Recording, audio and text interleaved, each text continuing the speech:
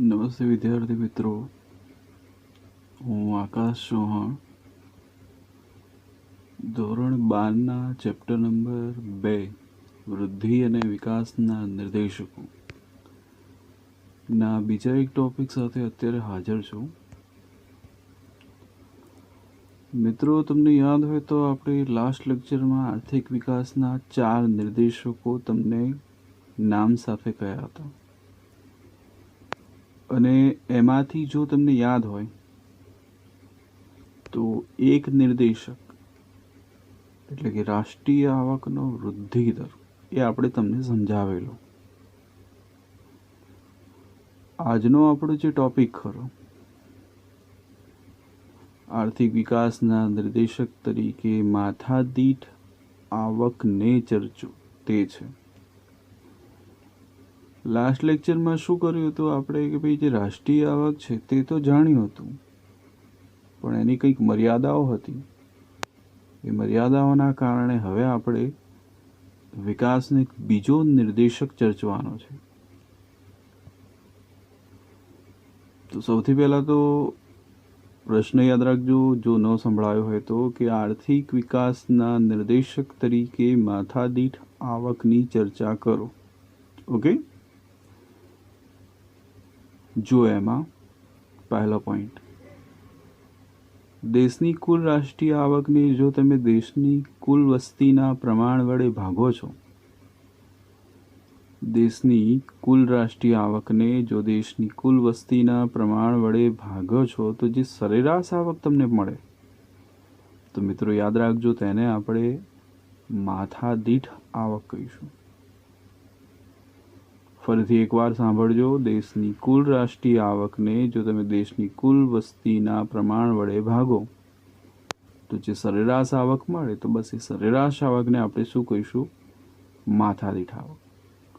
એનો મતલબ એવું થયું કે માથાદીઠ આવકને એક અન્ય નામથી પણ ઓળખવામાં આવે છે, ને એ છે સરેરાશ આવક.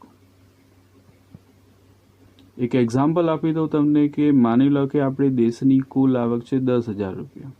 ઓકે, ફોર એક્ઝામ્પલ તરીકે, જેથી તમે સમજી શકો. તો 10,000 રૂપિયા શું છે? દેશની કુલ રાષ્ટ્રીય આવક.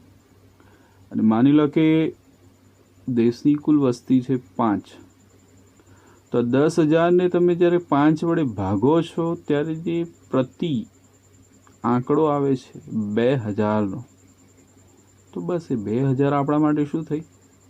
માથાદીઠ આવક. ઓકે, ધ્યાન રાખજો, દેશની આટલી આવક કે વસ્તી ન હોય. ઓકે, જસ્ટ એક ઉદાહરણ આપવું હતું એટલે તમારે ધ્યાન રાખવું. થોડુંક આગળ, રાષ્ટ્રીય આવક જેમ વધે તેમ માથાદીઠ આવક વધે. તો યાદ રાખજો, દેશના વિકાસનો દર ઊંચો ગણાય, પણ જો રાષ્ટ્રીય આવક ઘટે છે તો માથાદીઠ આવક ઘટે છે, તો દેશના વિકાસનો દર શું ગણાય? નીચો ગણાય. તેવી જ રીતે જો રાષ્ટ્રીય આવક સ્થગિત હોય, મતલબ કે ન વધે ન ઘટે, તો સામે માથાદીઠ આવક પણ શું રહેવાની? સ્થગિત જ રહેવાની, મતલબ કે નહીં વધે કે નહીં ઘટે. તો આવા સમયે દેશના વિકાસનો દર યાદ રાખજો સ્થગિતતા કે પછી પીછેહટની સ્થિતિ દર્શાવશે. ભૂલતા નહીં બાળકો, જો રાષ્ટ્રીય આવક વધે તો માથાદીઠ આવક વધે અને દેશનો વિકાસ દર ઊંચો, પણ જો રાષ્ટ્રીય આવક ઘટે તો માથાદીઠ આવક ઘટે અને દેશના વિકાસનો દર શું ગણાય? નીચો ગણાય. પણ જો રાષ્ટ્રીય આવકમાં કે ફેરફાર જ ના થાય તો માથાદીઠ આવકમાં ફેરફાર નહીં થાય, અને એનાથી દેશના વિકાસનો દર કેવો રહેશે? સ્થિર રહેશે. હવે તમને અહીંયા એક પ્રશ્ન થાય કે શા માટે માથાદીઠ આવક વધવી કે ઘટવી જોઈએ? તો એનું એક લોજિક છે. તમે 5મો પોઈન્ટ જુઓ નીચે, કે આર્થિક વિકાસનો હેતુ જીવન ધોરણ સુધારીને, મતલબ કે આપણી જે રહેણી કરણી છે તે જીવન ધોરણ સુધારીને માનવ વિકાસ ઊંચે લઈ જવાનો છે, અને તે માટે માથાદીઠ આવકમાં વધારો એ તેનું એક ઉત્તમ નિર્દેશક કહેવાય. ઓકે, ફરીથી ભૂલ ના થવી જોઈએ કે આર્થિક વિકાસનો હેતુ જીવન ધોરણ સુધારીને માનવ વિકાસ ઊંચે લઈ જવાનો છે, અને તે માટે માથાદીઠ આવકમાં વધારો એ તેનો શું ગણાય? એક ઉત્તમ નિર્દેશક. કહેવાનો તાત્પર્ય શું? જો તમારી માથાદીઠ આવક વધે છે તો જીવન ધોરણ શું થશે? સુધરશે અને માનવ વિકાસ ઊંચો આવશે. માનવ વિકાસ ઊંચો આવે તો એનો મતલબ બેવો કે દેશનો વિકાસ દર કેવો? ઊંચો. ઓકે. પછી બીજી એક વસ્તુ છેલ્લા પોઈન્ટમાં આપેલી છે, સાંભળજો, કે માથાદીઠ આવકમાં વધારો એ વ્યક્તિની ભૌતિક સુખાકારીમાં વધારો લાવે છે. ભૌતિક સુખાકારીમાં વધારો એટલે શું? તો ભૌતિક સુખાકારી એટલે શું? તો માની લો કે કોઈ વ્યક્તિ છે 5,000ની જગ્યાએ હવે 10,000 કમાય છે, તો તમે દેખજો કે એની પાસેની જે સવલતો ખરી થોડીક વધશે. કેમ? કારણ કે 5,000ના શું થયા છે? 10,000 થયા છે. એટલે પોતાની જે જરૂરિયાતો ખરી 5,000માં નહોતો પૂરી કરી શકતો, તો મિત્રો એ શું કરશે? જે આવક વધી છે 10,000 સુધી, એના દ્વારા એને પૂરી કરશે. એટલે કે ભૌતિક સુખાકારી શું થઈ? વધી. અને મિત્રો યાદ રાખજો કે તમારી આ સુખાકારી જ વિકાસનો શું ગણાય? સાચો માપદંડ ગણાય. ઓકે. તો ચલો મિત્રો, આપણે આ વાત કરી આર્થિક વિકાસના નિર્દેશક તરીકે માથાદીઠ આવકની, પણ ઘણા અર્થશાસ્ત્રી એવા છે કે જે માથાદીઠ આવકને યોગ્ય માપદંડ ગણતા નથી. તો પછી એક પ્રશ્ન થાય, કેવી રીતે? તો નીચે જે તમને 5 મર્યાદાઓ આપેલી છે તેના આધારે તમે કહી શકો. પહેલી મર્યાદા જુઓ કે જે માથાદીઠ આવક ખરો એ માત્ર ને માત્ર અંદાજો આપે છે. અંદાજો શું છે તમે જાણો છો? અંદાજો શું કહેવાય એ પણ તમે જાણો છો. તો પહેલી મર્યાદા. બીજી મર્યાદા છે કે રાષ્ટ્રીય અને જે માથાદીઠ આવક ખરી એને ગણવામાં આપણને શું થાય છે? મુશ્કેલી પડે છે. કે દરેક દેશની એક ચોક્કસ પદ્ધતિ હશે રાષ્ટ્રીય આવક અને માથાદીઠ આવકને ગણવા માટેની.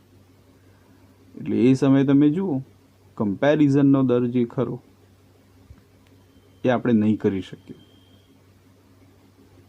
ત્રીજું છે માથાદીઠ આવક માત્ર સરેરાશ બતાવે છે. હમણાંનું જે એક એક્ઝામ્પલ લઈ લઈએ તો મેં તમને જે વાત કરી હતી કે 10,000 રૂપિયા છે. કેટલા? 10,000 રૂપિયા. એને તમે શું કરો છો? ભાગી દો છો. તો ભાગવાથી કેટલા મળે છે? 2,000 મળે છે. શું તમે માનો છો કે દરેકને 2,000 જ મળશે? અથવા તો દરેકને એમની લાયકાત પ્રમાણે જ મળશે? ના. તો એટલે ત્રીજી મર્યાદા આ થઈ, માત્ર સરેરાશ. ચોથી છે સરખામણીની મુશ્કેલી. મતલબ કે દરેક દેશ સાથે આપણે આને કમ્પેર ન કરી શકીએ. અને છેલ્લે છે ભ્રામક નિર્દેશક. હવે મિત્રો એક પ્રશ્ન થાય કે ભ્રામક નિર્દેશક કેવી રીતે થાય?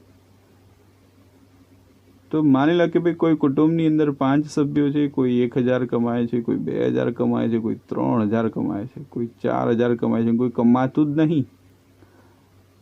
પણ જ્યારે કુટુંબની કુલ આવકને પછી કુટુંબના કુલ સભ્યો સાથે ગણી દેવામાં આવે અને પછી જે માથાદીઠ આવક કાઢવામાં આવે તો તમે દેખજો એ દરેકને સરખા ભાગે મળશે. હકીકતમાં આવું હોય છે? નથી હોતું. અને બીજું એ કે જો તમારી માથાદીઠ આવક વધે જ છે તો તમને ભૌતિક સુખાકારીના સાધનો મળશે જ, એવું તમે દર વખતે કહી શકતા નથી. ઓકે. તો આ કંઈક 5 મર્યાદાઓ છે કે જેના કારણે આપણે આર્થિક વિકાસના નિર્દેશક તરીકે એક નવો નિર્દેશક આપણે ચર્ચવો પડશે. હાલ પૂરતું તમારે આ માથાદીઠ આવકને અને એની મર્યાદાઓને યાદ રાખવી. ઓકે.